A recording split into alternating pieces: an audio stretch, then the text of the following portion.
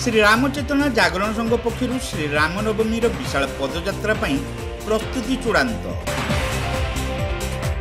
प्रत्येक वर्ष भली श्री रामचेतना जागरण संघ पक्षर चलित वर्ष मर्यादा पुरुषोत्तम प्रभु श्रीरामचंद्र जन्मोत्सव पालन अवसर में हेबाकुथिबा विशाल पदयात्रार प्रस्तुति चूड़ांत पर्यायर पहुंची।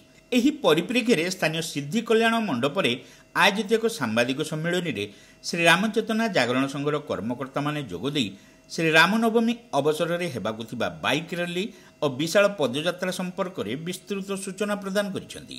श्री रामनवमी पूर्व दिन अर्थात 5 तारिख अपराह्न शताधिक बाइक को नहीं एक शोभायात्रा बालेश्वर सहर समेत सहर तली अंचल परिक्रमा करिबो।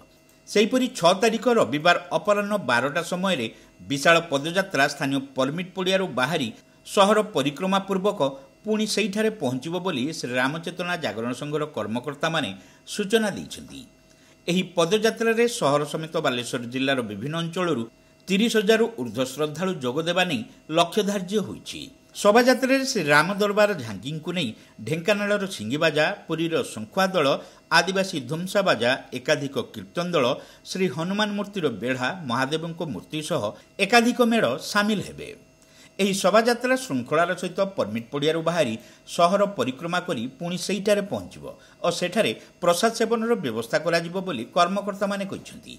ଏହି ଶୋଭାଯାତ୍ରାକୁ ଶୃଙ୍ଖଳିତ କରିବା ପାଇଁ ଜାଗରଣ ସଂଘର 300ରୁ ଊର୍ଦ୍ଧ୍ୱ କର୍ମୀ କାର୍ଯ୍ୟ କରିବେ। ଶୋଭାଯାତ୍ରା ଯାଉଥିବା ରାସ୍ତାରେ ଛକ ଛକରେ ବିଭିନ୍ନ ସଂଗଠନ ଓ ଅନୁଷ୍ଠାନଙ୍କ ପକ୍ଷରୁ ପାନୀୟ ଜଳ ବ୍ୟବସ୍ଥା କରାଯିବ। ତେବେ ଜିଲ୍ଲା ପୋଲିସ ଓ ପ୍ରଶାସନର ନିର୍ଦ୍ଦେଶାନୁସାରେ ତଥା ନିୟମ ଭିତ୍ତିରେ ଏହି ଶୋଭାଯାତ୍ରା ଶୃଙ୍ଖଳିତ କରିବା ପାଇଁ କର୍ମକର୍ତ୍ତାମାନେ ଜନସାଧାରଣଙ୍କୁ ନିବେଦନ କରିଛନ୍ତି। ଆମର 4 ତାରିଖ ଦିନ ପବିତ୍ର ଶ୍ରୀରାମ ନବମୀ 6 ତାରିଖ ଆମର 4 ତାରିଖରେ କାର୍ଯ୍ୟକ୍ରମ ଆରମ୍ଭ। 4 ତାରିଖ ଦିନ ବାଲିଘାଟରୁ କଳସ ଶୋଭାଯାତ୍ରା ଆସିକରି ସକାଳ 8ଟାରୁ 10ଟା ଭିତରେ କଳସ ଯାତ୍ରା ପରମିଟ୍ ପଡ଼ିଆରେ ପହଞ୍ଚିବ। 5 ତାରିଖ ଦିନ विशाल मोटरसाइकिल रैली हम जोटा कि 3टा बेलू आरंभ हो राति 9टा सुधा समापन हम एवं एथिरे 2000 ରୁ 3000 मोटरसाइकिल भाग ने आशा कर रामनवमी पूर्वर जो बाइक रैली रे लोक मान नूतन उत्साह उद्दीपना सृष्टि कर लक्ष्य एटा पूरा बालेश्वर परिक्रमा कर परमिट पड़ियारू बाहरी माणिखम दे पूरा बालेश्वर आसी पुणी परमिट पड़िया समाप्त हो।